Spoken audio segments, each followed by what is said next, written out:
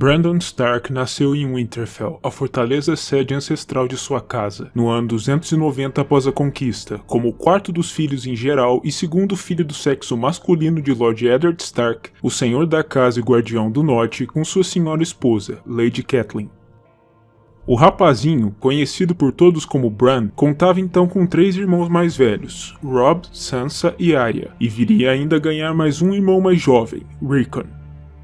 Existia também um irmão bastardo, Jon Snow, filho de seu pai com uma mulher jamais identificada, com o qual o jovem Brandon sempre se dera bem. O mesmo não podia ser dito sobre sua relação com Theon Greyjoy, o protegido de seu pai, que viera a Winterfell um ano antes de Bran nascer, e com o qual ele jamais teve relações particularmente amistosas. Ele fora nomeado em homenagem ao seu tio falecido anos antes, que deveria ter sido o herdeiro ao norte caso tivesse vivido por tempo suficiente.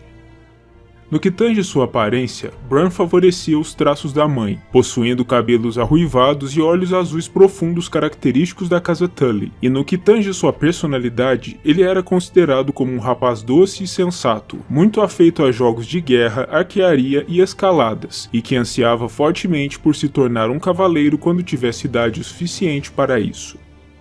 Como todos os outros filhos da casa Stark, Bran foi treinado em armas por Sir Rodrik Cassel e ensinado e tutorado por Mestre Luwin, e sua atividade favorita em suas horas livres era explorar cada mínimo centímetro de Winterfell, já que ele assim acreditava poder descobrir todos os segredos do milenar castelo.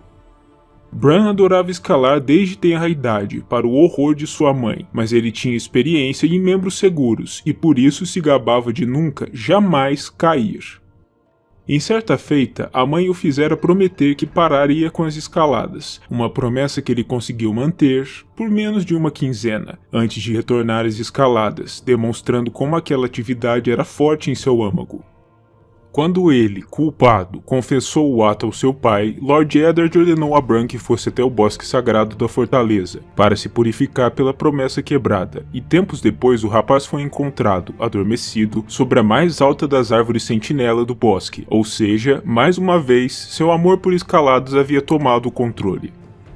Isso fez com que o pai finalmente aceitasse essa inclinação do filho, mas Ned o disse para tentar evitar que sua mãe ficasse sabendo, mas ainda assim, Lady Catelyn não havia terminado com seus esforços de lição. Ela primeiro instruiu o Mestre Luwin a esculpir um boneco de argila endurecida, para então atirá-lo das ameias do castelo à vista de Bran, para que o menino testemunhasse ele se espatifando, para que Bran visualizasse o que lhe aconteceria se ele alguma vez caísse. Quando ela viu que o exemplo visual não havia sido suficiente, se virou para a velha ama, a cuidadora e contadora de histórias dos filhos Stark, que contou a Bran uma história sobre um rapaz que certa vez escalou tão alto que foi atingido por um raio, morrendo e tendo seus olhos comidos por corvos. Nem mesmo isso assustou o menino o suficiente, e portanto, Lady Catelyn finalmente recorreu aos guardas da fortaleza, instruindo-os a caçar Bran de torre em torre, tentando impedi-lo de escalar, mas sem sucesso. Bran continuou sua escalada como se nada tivesse acontecido, e gostava especialmente de se pendurar nas gárgulas que adornavam a primeira torre, a construção original do castelo, e de alimentar com grãos os corvos que viam no topo da torre quebrada.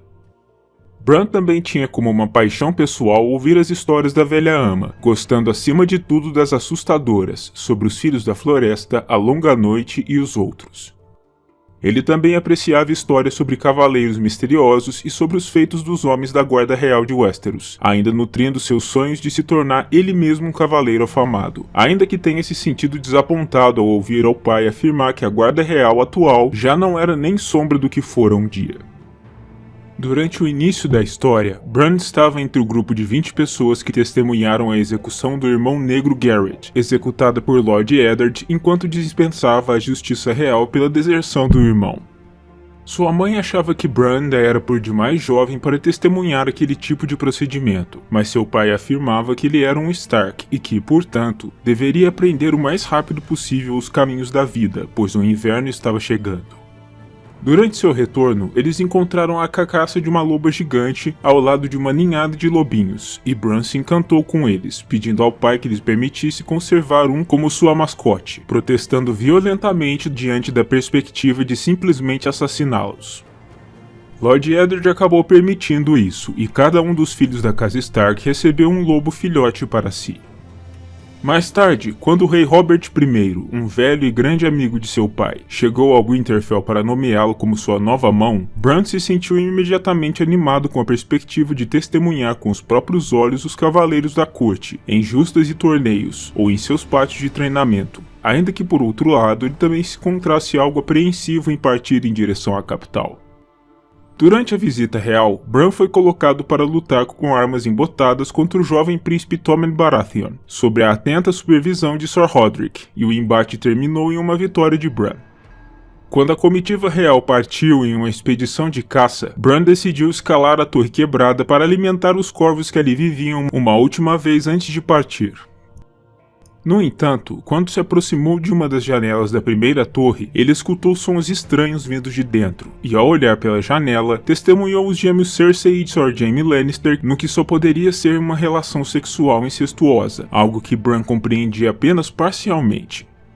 Ele foi rapidamente visto pelos irmãos e pego por Sir Jaime antes que se desequilibrasse, mas esse ato de suposto heroísmo logo se reverteu quando um Jaime aparentemente ressentido e contrariado atirou Bran da janela da torre abaixo, esperando obviamente que a queda o matasse para que o segredo dos irmãos morresse com ele. Isso, no entanto, não aconteceu, pois a queda não matou Bran, e ao invés disso, ele foi atirado em um coma profundo. Durante seu período de coma, Bran teve diversas estranhas visões, inclusive uma reminiscência sobre sua própria queda da torre, e sobre um corvo com 3 olhos lhe dizendo para voar, embora o menino obviamente não soubesse como fazer isso. Ele também lhe disse que poderia ensiná-lo a voar, se o encontrasse para além dos limites do mundo conhecido, no que chamou de Coração do Inverno. Com a ajuda do corvo, Bran imediatamente abre seus olhos, e seu lobo, que ainda não havia sido nomeado mas que se encontrava fielmente ao lado de sua cama durante todo aquele tempo, recebeu por fim seu nome. Ele foi chamado de Verão. Apesar de ter finalmente acordado, Bran não saiu ileso de sua experiência traumática. Ele havia perdido permanentemente o uso dos membros inferiores, sendo incapaz de andar, correr ou montar novamente, algo que o deixou completamente arrasado, pois isso significava também que ele jamais poderia voltar a escalar. Sendo assim, o rapaz foi mantido em um aposento de torre no castelo, com a companhia constante da velha ama, contando-lhe histórias sobre o norte e sobre a longa noite, o período sombrio e lendário de milhares de anos antes, quando os misteriosos outros vieram pela primeira vez e ameaçaram a existência da humanidade. Pouco tempo depois, o anão Tyrion Lannister retornou de uma viagem à muralha e parou em Winterfell, onde inquiriu Bran sobre sua queda e depois deu a Lowen um esquema desenhado por ele de uma cela especial que permitiria a Bran voltar a montar mesmo sem o uso das pernas, uma atitude surpreendentemente terna vinda de um Lannister, já que eles e os Stark nunca haviam sido exatamente casas próximas. Tyrion a justificou dizendo que tinha um lugar fraco no coração por aleijados, bastardos e coisas quebradas, e apesar de Bran não ter apreciado a lembrança de que era agora um aleijado, ele ainda assim ficou profundamente grato ao homenzinho por lhe permitir ter a perspectiva de voltar a montar, mesmo que nunca fosse se tornar um cavaleiro, como bem sabia. Uma égua especial de nome Dançarina foi escolhida para ser treinada para acomodar a nova cela especial feita pelo fabricante de celas do castelo, e Bran aprendeu rapidamente a utilizar o engenho, sentindo-se transbordante de felicidade. Mais tarde, para poder aproveitar o seu novo adereço, Bran convenceu Robb e Theon a levá-lo para uma volta na Mata de Lobos, e uma vez lá, durante o trajeto, ele foi emboscado por um grupo formado por selvagens vindos de além da muralha e desertores da Patrulha da Noite. Mas antes que as coisas se tornassem trágicas, Bran veio a ser resgatado e salvo pelo irmão, por Theon, por Vento Cinzento, o lobo gigante de Robb e por Verão. Depois disso, Bran passou a interagir com a única sobrevivente do bando de selvagens e desertores, Osha, que implorou pela própria vida e foi levada de volta ao Winterfell como prisioneira, pois ela, tal como ele, também era devota aos antigos deuses do norte. Quando Robb convocou os estandartes do norte, ao receber de Porto Real a notícia sobre o aprisionamento de seu pai, pretendendo marchar em direção ao sul para libertá-lo, Bran começou a sentir doses iguais de excitação e temor, e depois da partida do exército ao sul, ele se tornou o senhor em exercício do norte, por ser o Stark mais velho em Winterfell. Em uma noite, Bran teve um sonho funesto com seu pai nas criptas sob o castelo, e o sonho foi tão vívido que o menino se convenceu de que era realidade. Por isso, ele foi até as criptas acompanhado de Osha para procurá-lo, mas nada encontrou. O pequeno Rickon então revelou que tivera o exato mesmo sonho na noite anterior, e coincidentemente ou não, logo depois disso, um corvo chegou da capital com a triste notícia da execução de Lord Eddard por traição, o que mostrava que o sonho dos meninos havia de certo modo se concretizado, pois seu pai estava de fato morto. Com esse acontecimento, Robb foi aclamado como o novo Rei do Norte. A região se separou do restante do reino Baratheon e Bran se tornou, portanto, seu herdeiro, como Príncipe de Winterfell. Sendo assim, agora era sua responsabilidade nominal a governar o Winterfell na ausência de Robb, mas na prática isso foi deixado a cargo de Mestre Luwin e Sir Rodrik. Bran desprezava também os novos protegidos da mãe, Grande Walder e Pequeno Walder Frey, mas durante o Festival das Colheitas no castelo, ele encontrou outra dupla que se tornou muito mais do seu agrado. Os irmãos Jojen e Meera Reed, os dois filhos de Lord Howland, Senhor do Gargalo e o amigo mais confiável do falecido Lord Eddard. Durante as noites, Bran passou a entrar cada vez mais e mais na mente de Verão, embora ele imaginasse que aquilo se tratasse apenas de meros sonhos, e foi se tornando mais bestial de forma gradual. No entanto, o jovem Jojen reconheceu essa habilidade como troca de peles, e aconselhou Bran a não permitir que ninguém saiba que ele é capaz de fazer isso, pois começaram a chamá-lo de lobisomem e passaram a ter medo dele. Jojen também passou a instruir Bran em como usar a capacidade de forma correta, para que ele assuma o controle da mente de Verão e não o contrário, pois existia o risco de se deixar levar de tal forma que as duas mentes poderiam se fundir, e Bran poderia se ver no corpo e sob a vontade do lobo gigante. Ao ouvir falar do sonho de Bran enquanto estava em coma, Jojen afirmou que se ele viajasse até o norte da muralha, poderia encontrar o Corvo de Três Olhos e obter mais respostas sobre seus dons, e é nesse ponto que Jojen revela a Bran que possui a habilidade dos Sonhos Verdes, um dom especial concedido pelos deuses antigos a alguns escolhidos que lhes permite enxergar o futuro, mesmo que de maneira cifrada. Tempos mais tarde, os Homens de Ferro, liderados por Theon em pessoa, tomaram Winterfell de forma sorrateira, com Theon se declarando como príncipe das Ilhas de Ferro e clamando o norte por direito de conquista. Bran e Rickon, bem como os irmãos Reed, se tornaram prisioneiros de Theon, mas graças ao auxílio de outros membros presentes em Winterfell, eles conseguiram se esconder nas criptas sob o castelo para escapar na calada da noite, junto a Odor, o serviçal simplório que sempre carregava Bran para todos os lados, Osha, Verão e Cão Felpudo, o lobo gigante de Rickon. Eles decidiram se separar por uma questão de segurança, com Osha, Rickon e Cão Felpudo indo em uma direção enquanto Bran, Jojen, Meera, Odor e Verão iam em outra.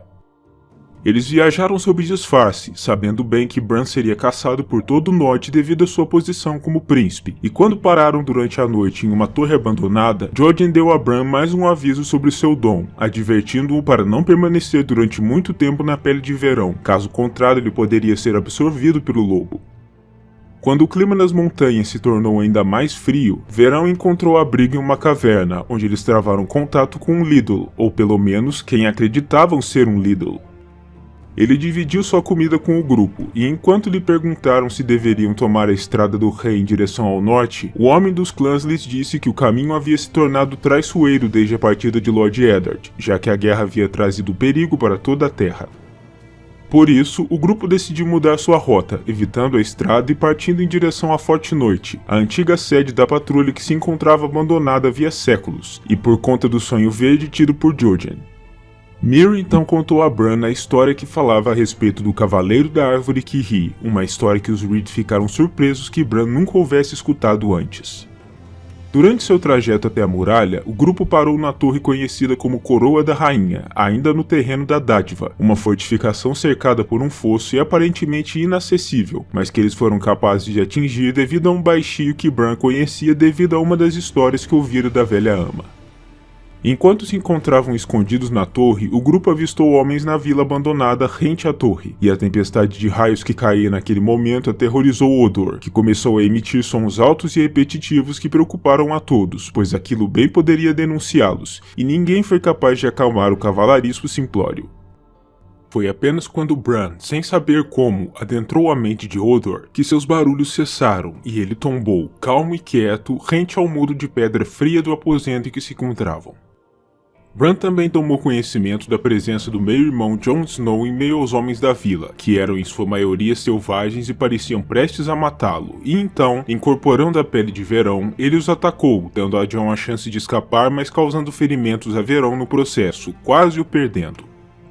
O lobo apenas conseguiu se recuperar mais tarde, depois que os selvagens já haviam partido, ao ser tratado por Meera.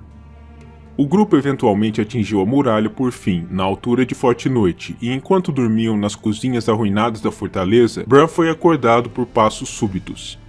A princípio, o grupo se sentia aterrorizado pela perspectiva de ter sido localizado, o que levou Bran a adentrar novamente a mente de Hodor, para checar os intrusos. Enquanto Meera ataca os recém-chegados, Bran reconhece um deles como um irmão negro da Patrulha da Noite, que se apresenta como Samwell Tarly, acompanhado da selvagem Goiva e de seu filho recém-nascido. Após conferenciarem e Sam implorar a Bran e ao grupo que retornassem com ele a Castelo Negro, lhes dizendo que não existia ao norte nada além de morte e destruição, o irmão eventualmente capitulou e os levou através de um portão secreto, o Portão Negro, que levava diretamente ao outro lado da muralha, o lado norte, o lado que Bran procurava alcançar desde que saíra de Winterfell. Ali, eles encontraram uma figura misteriosa que não disse seu nome, mas que foi alcunhado apenas como Mãos Frias, e todos extraíram de Tarly uma promessa de que ele não revelaria a ninguém o paradeiro de Bran, e nem sequer que ele ainda permanecia vivo, algo a que o irmão negro relutantemente concordou, e então os grupos seguiram viagem, Sam e Goiva para Castelo Negro e Bran e os seus, com Mãos Frias, pela vastidão gelada e desconhecida do norte.